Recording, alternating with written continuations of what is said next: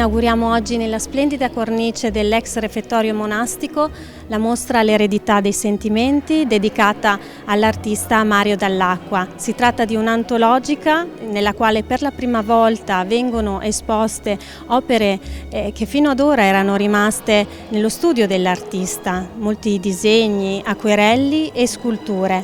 Con oltre 130 opere si tratta della mostra più importante dedicata all'artista, un'eredità di sentimenti da valorizzare e da riscoprire. La mostra si può dividere in alcune sezioni. La prima parte vicina alla grande tela dell'Ultima Cena è dedicata agli oli, e qui è la matericità del colore, che emerge insieme al tema dell'umanità, con le sue sofferenze, l'umanità che lavora nelle sue gioie, nei suoi momenti di festa. Il cuore della mostra invece è rappresentato dagli affetti, dai luoghi del cuore dell'artista, quindi la cappella di Ceresare, i ritratti dei familiari, le dolci colline moreniche, per arrivare alle sponde del lago che bagna Sirmione, che era la sua seconda casa. Al centro ci sono tutta una serie di sculture in terracotta policroma e anche alcune fusioni in bronzo che sono state realizzate dagli eredi per onorare la memoria dell'artista.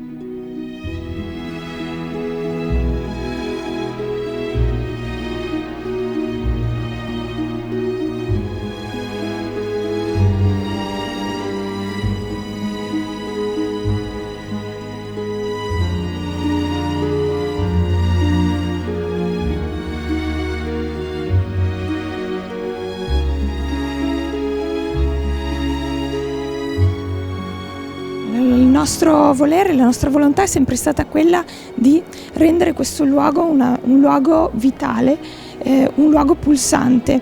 Ospitava il silenzio e la riflessione dei monaci e oggi ospita una riflessione diversa. È un palcoscenico per l'arte e per la cultura, che erano sicuramente dei fondamenti nella cultura benedettina e che oggi si riflettono proprio nell'arte di Mario Dall'Acqua. Questa mostra antologica è veramente straordinaria e riflette su dei valori importanti, sull'umanità, sulla dignità, sul lavoro, sulla solidarietà.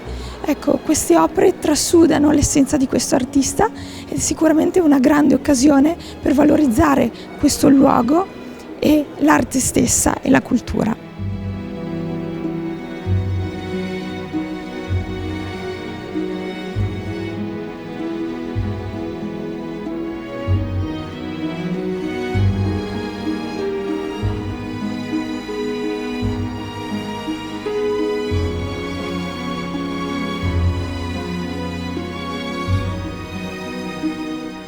Papà è stato un artista capace di sfidare sempre se stesso nel corso della sua vita artistica e professionale, sfidando e cercando sempre nuove tecniche, lavorando a nuovi soggetti, creando sempre qualcosa di nuovo. Era questa la sua missione principale, votata principalmente come tema principale di tutte le sue opere al mondo degli umili, al mondo dei contadini, al mondo delle persone che soffrono.